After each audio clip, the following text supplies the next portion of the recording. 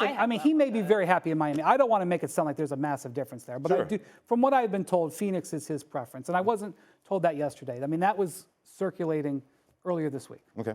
I want to ask you something because I think you said something about this yesterday, Wendy. Obviously, people wanted to know if KD and Kyrie were going to be able to play together somewhere else. What is the likelihood that happens?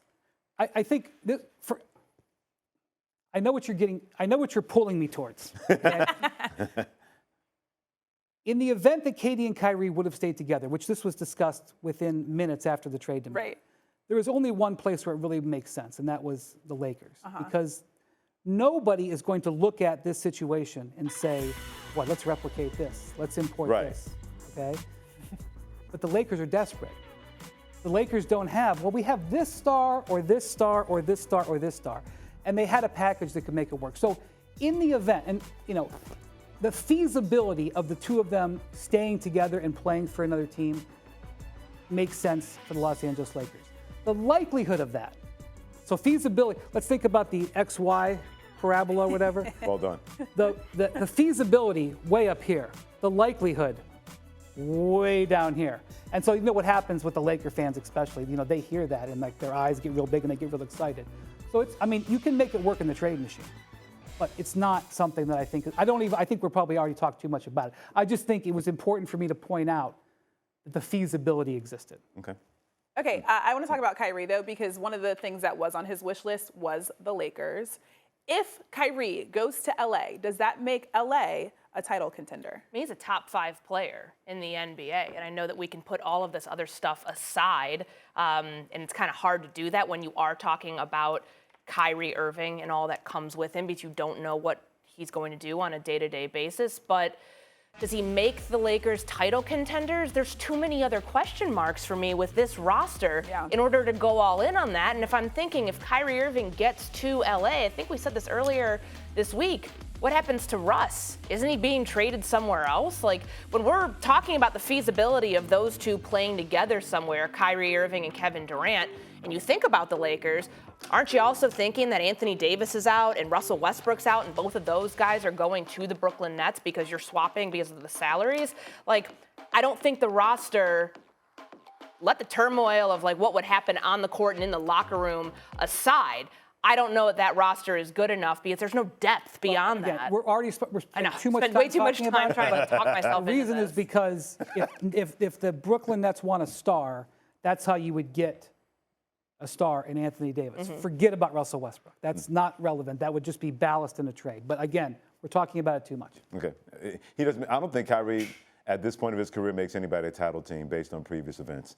I know he's a gifted playmaker, and I don't know if he's a top 5 player. I got 7 players right now: Giannis, Steph, KD, LeBron, Jokic, Embiid. I take over Kyrie Irving, that are less of a pain in the you-know-what than that guy from that standpoint. So I don't think he makes anybody a title team because everything that comes with him.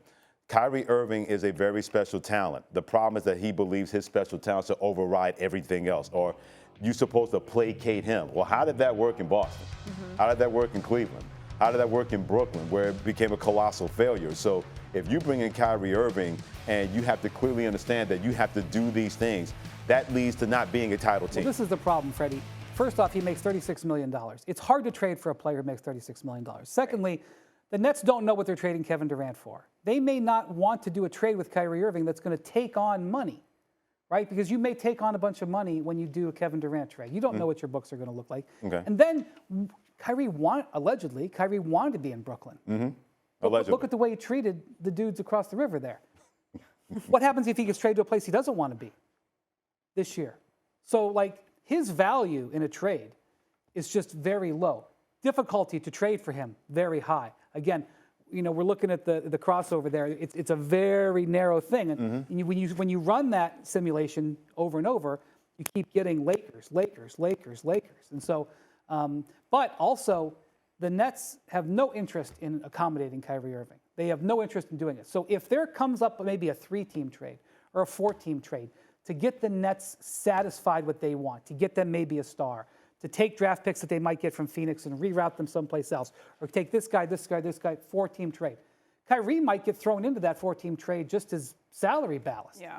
Like, he's going to be used as a tool to help the Nets. He is not going to be used as a player to trade for value very unlikely they're going to get anything value, maybe a draft pick or two, and he's not going to be used to accommodate. And he's going to have to sit and wait for the Durant situation to play out, whether that takes 3 days or 3 weeks. And that's just the reality of it. But at the end of it, when all that smoke clears, it is true. He could be a Laker. That is definitely still on the table. I would like to say that Lakers title odds have moved dramatically since the news. So they were 22-1 last week, 18-1 right before the news, and now they're 10-1. And I know, Wendy, I listened to your podcast, and I know you said something about how sports books, they kind of like, they know something's going on over there. They know something because they always Their have. batting They average always, is getting very good. Yeah. So it's more So the pay attention bettors. to that. Yeah. People are putting money in, and the books are reacting. Yep. The But sharps are coming in. Somebody knew that Paolo Banchero, Yeah. because the books reacted before it became known. Right. And earlier this week, when I was hearing, boy, KD, if he asks for a trade, wants to go to Phoenix, I was looking at the odds, and Phoenix's odds were going down, and I was like, Something's somebody's happening. talking. Somebody Yes. knows something. something's going on there. Right. All right, Wendy, I think you're Wow. leaving us. Good working with you as always.